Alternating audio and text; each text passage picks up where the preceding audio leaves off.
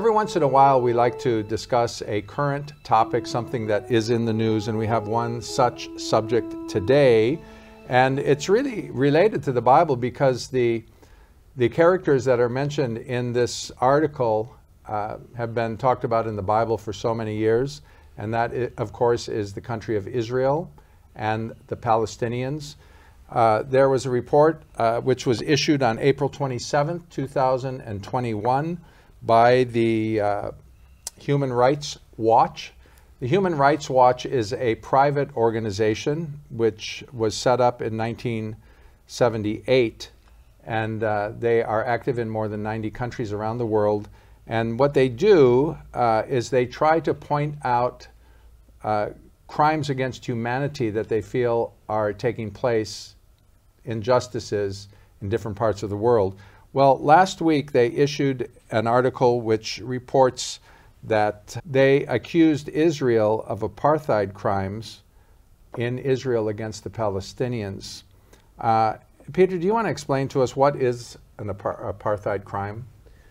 Well, that's referring to the South African government, where they had a two-tiered system, one for the white South Africans and one for the black South Africans, where black South Africans were had their freedom of movement restricted. They had not very much upward mobility in the economy or in society. They, because of their class under the law, they faced a lot of restrictions. And so I think what this report is saying is that Israel is doing the same kind of thing to the Palestinian population. Okay, so one question we have to ask ourselves is, with the population of the world hovering around 7 billion people today, most people don't know how many Jews and Palestinians live in the world today, but the worldwide population of Jews today worldwide is, at least in 2019, was 14,707,000, right around 15 million. At the same time, the worldwide population of Palestinians is around 13 million. Of the Jewish population around the world, 6.8 million, or 46 or 47% of the Jews are living actually in Israel. 5,700,000 Jews live in the United States, which is 39% of the Jewish population worldwide. And then it goes way down to France, 450,000, which is 3%. Canada, 392,000, which is 2.7%. The UK, 292,000, which is 2%. And that list goes down, down, down. So most of the population of the Jews today are between Israel, the United States, and a few other countries. At the same time, the world population of the Palestinians is broken down like this. 5,200,000 live in Palestine, and by Palestine, we say the West Bank and the Gaza Strip. You have to look at your map, which are two land masses attached to Israel. Then in Jordan, 3,240,000. In Israel itself, 1,600,000 Palestinians live there. Then in Syria, 630,000. Then Chile, 500,000. Lebanon, almost 500,000. Saudi Arabia, 280,000. And the list goes down like that. In the United States, there are only 255,000 Palestinians, and they're congregated mostly in cities like Chicago, Detroit, and Los Angeles. So that just gives you a sense of where the Jews and the Palestinians are. We're talking about roughly 30 million people on the face of the planet, and we have all these issues coming out of the Middle East. Why is that? How can that be that such a small percentage of the world's population, which is less than 1% of the world's population, and we're always reading about problems in the Middle East? They seem to really be blown out of proportion in relation to the other peoples of the world. Why is that? Yeah.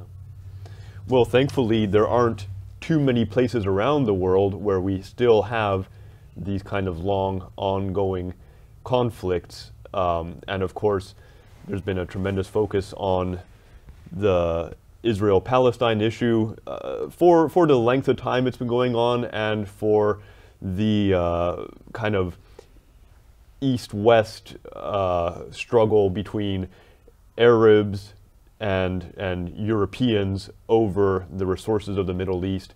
Of course, the creation of Israel interjected a significant metric into that whole equation, and it's been a very important geopolitical issue that some countries have tried to take advantage of to order to get their agenda across.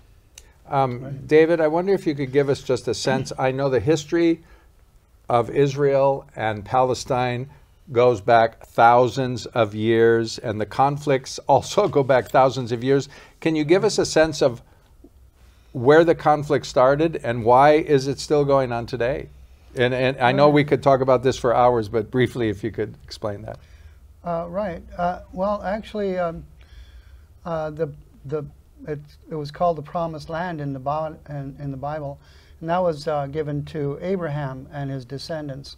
And they lived there peaceably, actually. Abraham, Isaac, Jacob, Ishmael, Esau. So the Jews and the Arabs lived there very peaceably. Well, they probably had a lot fewer people that were there, so also that means more land for everybody, and now it's all crowded together. Yes, go ahead, sorry. And then the Jews went into exile under Jacob. Joseph was in Egypt, so they went into exile for 400 years, and they tried to get back under Moses. Okay, so that was about 3,500 years ago, I think, right? Yeah, more or less. Can you bring us up to like the 19th or 20th century? I wonder. Yes. Because yes, and if you want to know more about the story of Joshua and Moses and all those guys, you can find it right there in the Bible, in the book of Exodus, Numbers, Leviticus, and Deuteronomy. It's all right there. But that's right. Yeah, and the book of Joshua, of course. But yeah, so what happened? Well, Israel got conquered. Actually, Jacob was called Israel. Can we bring it up to about the time of the Romans? And let's bring it up there. Got conquered by the Egyptians, the Babylonians, the Medo-Persians, the Romans. And during the Roman occupation, of course, their temple was burnt to the ground, and there were millions of Jews that were killed, or they were dispersed throughout the world. And the Romans decided to call it Palestine at that time. Was that the biggest, Peter, dispersion of Jews after they had been a nation? I mean, under Roman occupation? Was that in 70 AD? Yeah, up till a time that certainly was, but it didn't stop there. There was several Jewish revolts up until right before the Arab conquest. Even the Jews sided with the Persian Empire and tried to throw out the Romans.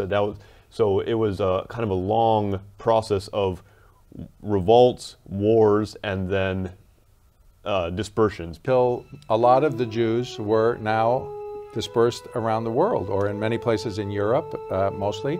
Yes, that's right.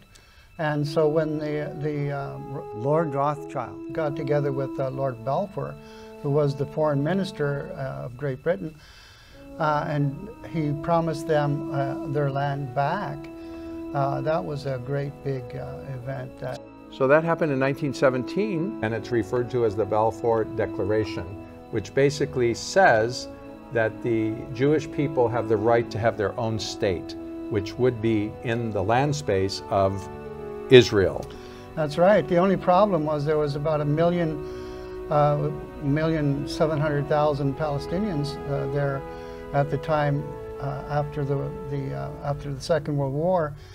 And when the United Nations got involved and tried to partition it, the Palestinians felt that they were getting the raw end of the deal because they were losing a lot of their land. Okay, just to backtrack for a minute then. So up until 1917, the Ottoman Empire, or the Turks, actually were ruling that part of the Middle East, Palestine, and that whole section, which is just south of Turkey. You can drive there in a day and a half from the southern border of Turkey into Israel and Jordan and Syria and all of that.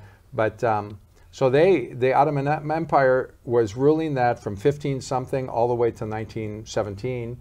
And then after that, the Brits came in and they were mandated by the League of Nations, I believe, to control that part. Of course, they had a lot of business interests there, a lot of trade and all that.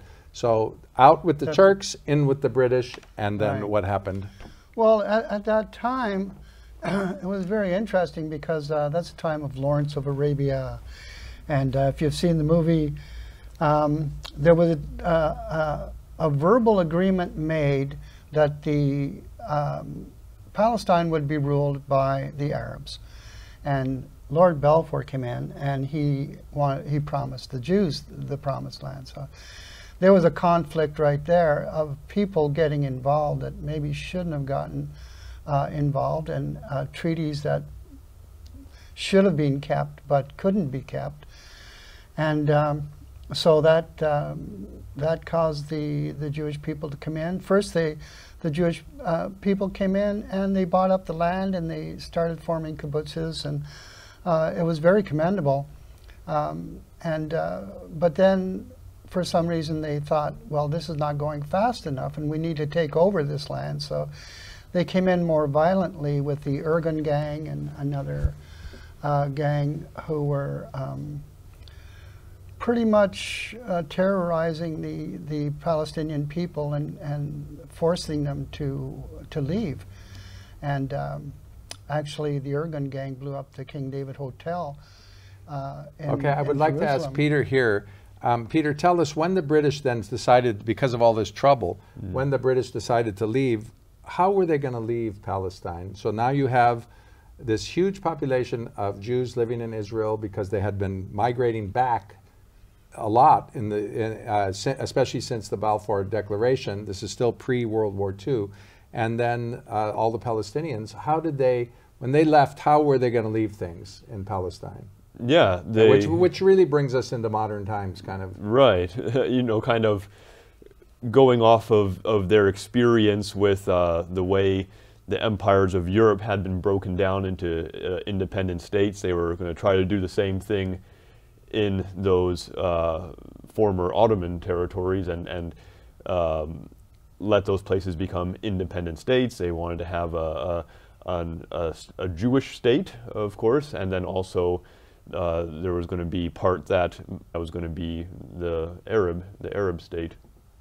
And so the day after, a few days after the British left, all hell broke loose because the other Arab countries in that area didn't like the arrangement that was left by the British, and so war broke out. Yeah. And the mandated sections that the British had left, this part for the Palestinians, this part for the Jews, all that went up in smoke. And who were the victors of that 1947 or 48 war? Yeah, so Israel won quite decisively and has definitely been the more powerful of those two sides. Presumably because they have the backing of one of the most powerful nations on the face of the earth, and that would be our country, the United States. They certainly have had that, not necessarily in that war. You know, they actually had an arms embargo on them. They had to find ways to import weapons. It was quite a desperate situation for them, but since then, you know, they've certainly had tremendous backing from Europe and the United States, which has given them a major advantage, and may also, to be fair, have saved the Jewish state from being wiped out. There were certainly some very anti-Jewish sentiment in the 60s and 70s before they actually started coming to an arrangement with some of these Arab states, like the very famous treaty with Egypt, which really helped calm things down. And of course, they are now on fairly good terms with Egypt and Saudi Arabia and Jordan. That's when President Carter sat down with Anwar Sadat and Begin of Israel, right? And we all remember that moment, right? Which was quite amazing. One frustrating thing for the Palestinians is they weren't happy with the division that the United Nations made And during that war, they lost even more land to the Israelis. Exactly. So they got, actually Jordan was pushed back across the Jordan River. And so they were pretty well isolated there, which added to the confusion. And I think that's what brought Yasser Arafat into the picture, trying to organize it so they would have a Palestinian state or a representative to plead for them, well, he did the best he could, actually. Yes. You see, if we look at this whole situation today from a viewpoint, let's say from God's viewpoint, and he looks down and he sees these are all my children. I want them all to be happy. I mean, as Christians, we can say, well, we're going to favor the Jews because at least they have the Old Testament, even though they don't have the New Testament. And the Palestinians, most of them, not all of them, about 10% of Palestinians are Christian, but 90% of them are Muslim, and therefore they read the Quran and worship Allah, which actually is translated as God. But so as Christians, we might favor the Jews because we have more in common with them. We share the same Bible, again, not the New Testament. So neither party has Jesus. Neither party is preaching the gospel. Neither party are following the teachings of Jesus. So therefore, when God looks down at them, I think he sees them as all of his children, and he doesn't want any of his children to suffer. He wants them all to come to the knowledge of his Son, having given his life for the remission of our sins. So as international people, how should we look at the situation? This is what the Human Rights Watch said, that while Israel has, in the report that was issued just a few days ago, while Israel has legitimate security concerns, those concerns do not justify its actions in denying Palestinian building permits in many areas, revoking Palestinian residency rights, and expropriating privately owned Palestinian land. It says other Israeli policies use security as a pretext to advance demographic objectives of prioritizing Israel Jews over Palestinians, most severely in the West Bank and Gaza. So these are the claims of this report. And I think since so many of our tax dollars go into supporting Israel, and of course under the Trump administration, financial aid to the Palestinians was stopped. That policy has been reversed with President Biden. But how, as Americans, should we look at the situation there? What do we want to hope happens there in the future? It certainly seems like giving military aid is always something that leads to bad situations, because it empowers countries to make decisions that they otherwise would not be able to make. Israel is not facing any kind of major threat from Palestine, and they're on good terms with the nation states around them. It seems like they should be encouraged to make concessions to the Palestinians, and I feel as a Christian, of course, we should be looking at things from the perspective of the kingdom of God. We have the parables, we have the teachings, we have the Sermon on the Mount.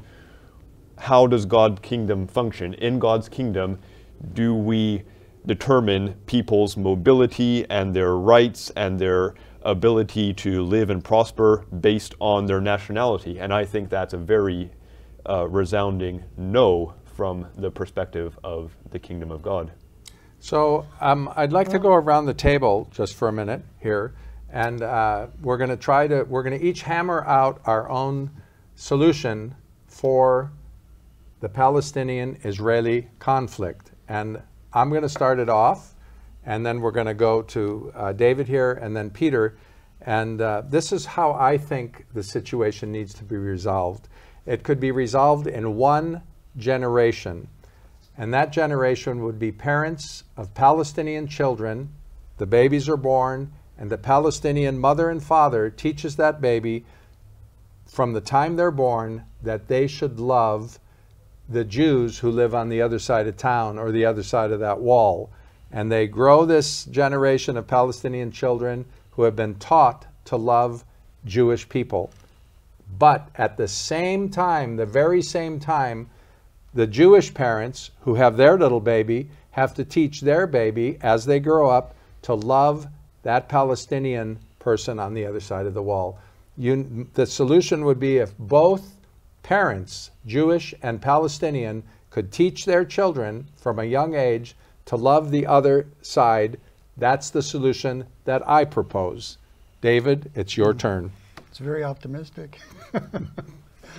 Yes, well, I think actually, I think President Trump had the right idea in bringing the embassy to Jerusalem, because I believe that when the United Nations internationalized Jerusalem, they kind of just left it like that. And if it is to be internationalized, the United Nations would have to go there and stand for the unity of both Palestinians and Israelis there. And I think all the other countries should agree to that and bring in a peace treaty for the Palestinians and the Israelis, because sad to say, the Palestinians have made a lot of mistakes in their negotiations and what they've done. And the Israelis have always taken advantage of those mistakes. So I think someone else has to step in and bring in a peace agreement to bring them both together. Okay, that's David's solution. Someone else has to come in, make them sit down and sign that peace treaty. Peter. Well, David said bring them both together, and in my opinion, as an outsider, I see that as the solution to make one state where everyone has citizen rights. I don't know if that's exactly what you meant, but when I look at it, I feel like anything else will still leave the Palestinian people very vulnerable. Now, I understand from the Jewish perspective, they want to have a Jewish state, so that's something I really don't, I can't claim to have all the answers for, but we certainly need something that gives full rights to the Palestinian people. And we don't know where you're watching this from and which part of the world, but here in the United States, we have two parties. One is called the Republican Party and the other the Democrat Party. There are other little parties. They're so small, nobody listens to them much. So can you imagine one state, as Peter said, and you have two parties, the Jewish Party and the Palestinian Party. Wouldn't that be something to watch on the evening news when we get the news reports? It certainly has been nice talking about this subject together here. We'd like to hear what you think is the solution in the Middle East, what you think about this report from the Human Rights Watch, and any comments you might have about the Palestinian-Israeli conflict and what the solution might be. So please leave your comments below. And if you haven't already subscribed to our channel, thanks for doing that right now.